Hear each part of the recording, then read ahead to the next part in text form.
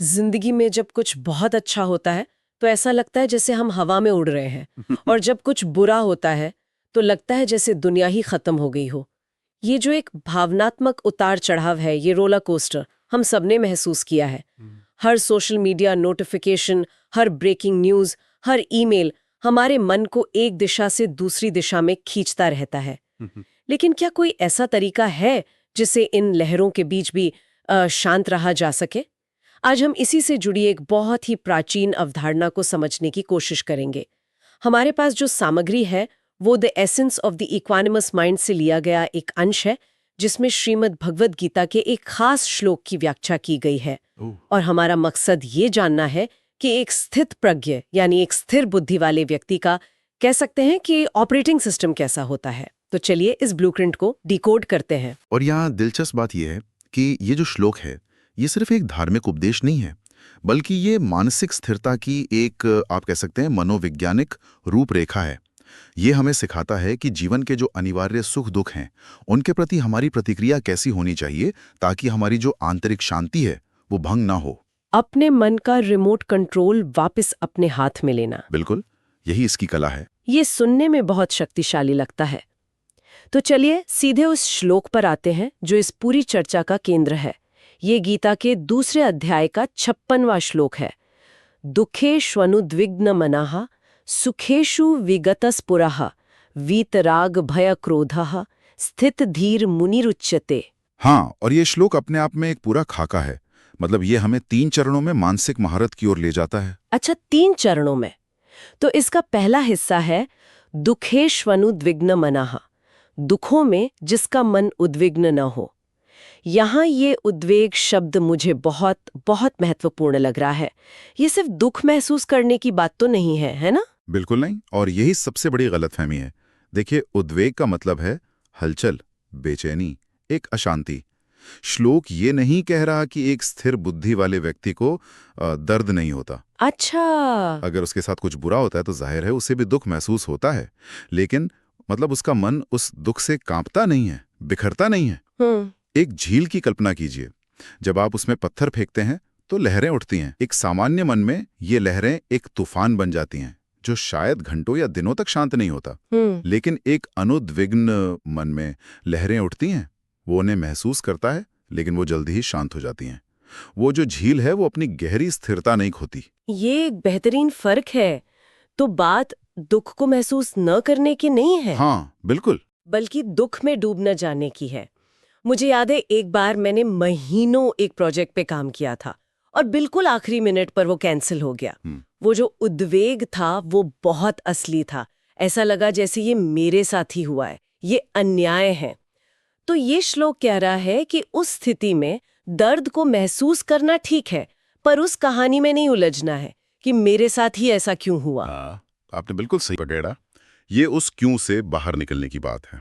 उद्वेग तब पैदा होता है जब हम वास्तविकता को स्वीकार नहीं करते, जब हम सोचते हैं कि चीजें वैसी होनी चाहिए थी जैसी हम चाहते थे। हाँ। लेकिन जब हम ये स्वीकार कर लेते हैं कि जीवन की प्रकृति ही अनिश्चित है, तो हम स्थिति पर प्रतिक्रिया तो देते हैं, पर हमारा मन उस तूफान से बच जाता है। ये दर्द महसूस करने और पीड़ा सहने के बीच का अंतर है। दर्द एक घटना है, पीड़ा उस घटना को दी गई हमारी व्याख्या है। तो दुख को स्वीकार करना, पर उससे अपनी पहचान न बनने देना, ठीक है, ये समझ में आता है। लेकिन अब जो अगला हिस्सा है वो मुझे थोड़ा सा उलझाता है। सुखेषु विगत स्पृह, मतलब सुखों में जिसकी स्पृहा खत्म हो गई हो। ये थोड़ा अजीब नहीं है?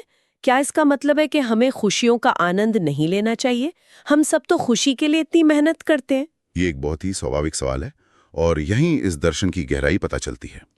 यहाँ विगत स्पृहा का मतलब आनंद का अभाव नहीं है, बल्कि स्पृहा का अभाव है। स्पृहा? हाँ, स्पृहा का अर्थ है एक तीव्र लालसा, एक चिपकाव या और ज्यादा पाने की बेचैनी। स्थितप्रज्ञ व्यक्ति सुख का अनुभव करता है, शायद हमसे कहीं ज्यादा गहराई से करता है। ज्यादा गहराई से? वो कैसे? क्योंकि उसका मन भविष्य की चिंताओं में नहीं उलझा होता, लेकिन वो उस सुख से चिपकता नहीं है। अच्छा, तो ये उस तरह की स्थिति है जैसे जब हमें प्रमोशन मिलता है और हम उस पल को एंजॉय करने के बजाय तुरंत ये सोचने लगते हैं कि अगला प्रमोशन कब मिलेगा, या ये डरने लगते हैं कि क्या मैं इस नई जिम्मेदारी को निभा पाऊंगी। बिल्कुल सही। तो स्पृहा वो बेचैनी है जो सुख के साथ भी एक परछाई की तरह चलती है। बिल्कुल। स्पृहा सुख में भी दो तरह का डर पैदा करती है, एक इसे खोने का डर और दूसरा इसके कम हो जाने का डर।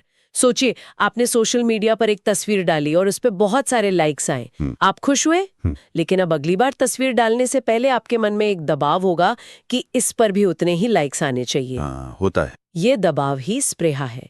ये हमें वर्तमान पल में मिले सुख का पूरी तरह से अनुभव करने से रोकती है।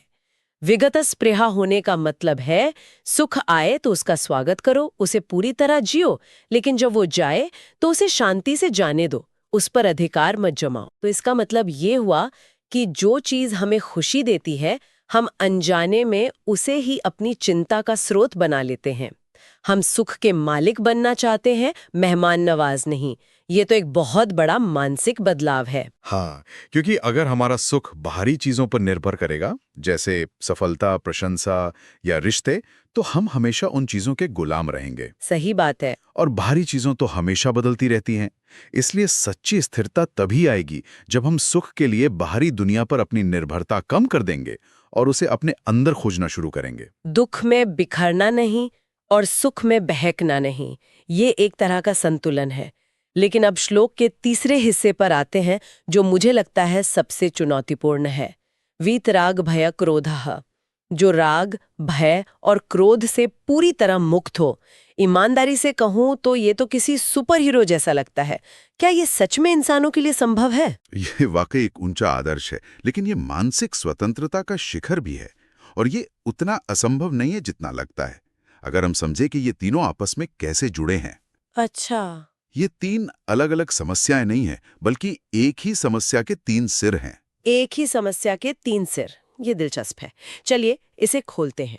पहला है राग, यानी आसक्ति या अटैचमेंट। राग का मतलब है किसी व्यक्ति, वस्तु, विचार या परिणाम से बहुत ज्यादा जुड़ाव। ये वो गोंद है जिससे हम दुनिया से चिपक जाते हैं।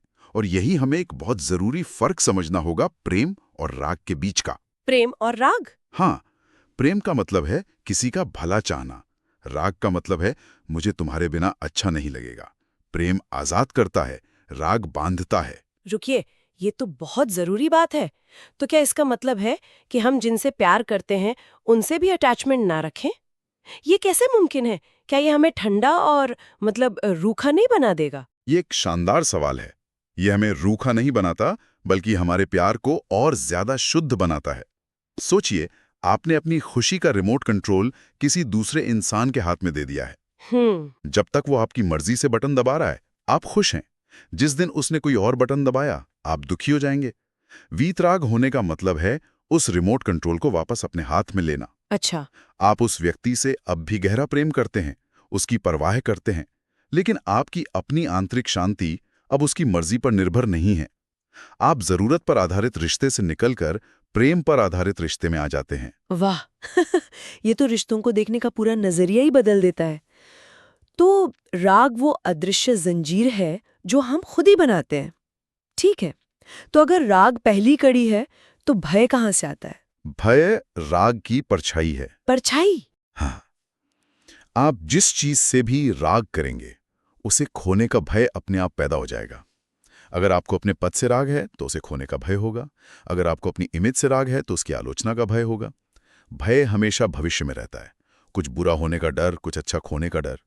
जब हम राग की पकड़ ढीली करते हैं तो भविष्य हमारे ऊपर अपनी पकड़ खोने लगता है और भय की जड़ें कमजोर पड़ जाती हैं। और फिर आता है क्रोध। मुझे लगता है अब मैं इसका कनेक्शन देख पा रही हूँ। बिल्कुल। क्रोध क्या है?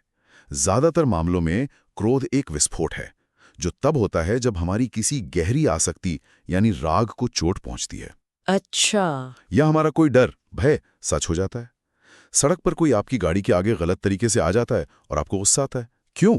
क्योंकि मुझे जल्दी पहुंचना था। हाँ, क्योंकि आपका इस बात से राग था कि आपकी यात्रा बिना किसी रुकावट के चलनी चाहिए। उस राग के टूटने से क्रोध पैदा हुआ। ऑनलाइन बहस में कोई आपके विचार से असहमत होता है और आपको गुस्सा आता है। क्यों? क्योंकि आपको अपने विचारों के सही होने से राग है। तो ये एक चेन रिएक्शन है, राग से भय और भय से क्रोध। राग, भय, क्रोध। ये तो कमाल का इंसाइट है। मैंने इन्हें हमेशा तीन अलग अलग भावनाओं के रूप में देखा था, लेकिन असल में ये एक ही नदी के तीन अलग अलग मोड़ हैं। अगर हम स्रोत पर यानी राग पर काम करें तो आगे की नदी का बहाव अपने आप बदल सकता है। आपने इसे पूरी तरह समझ लिया।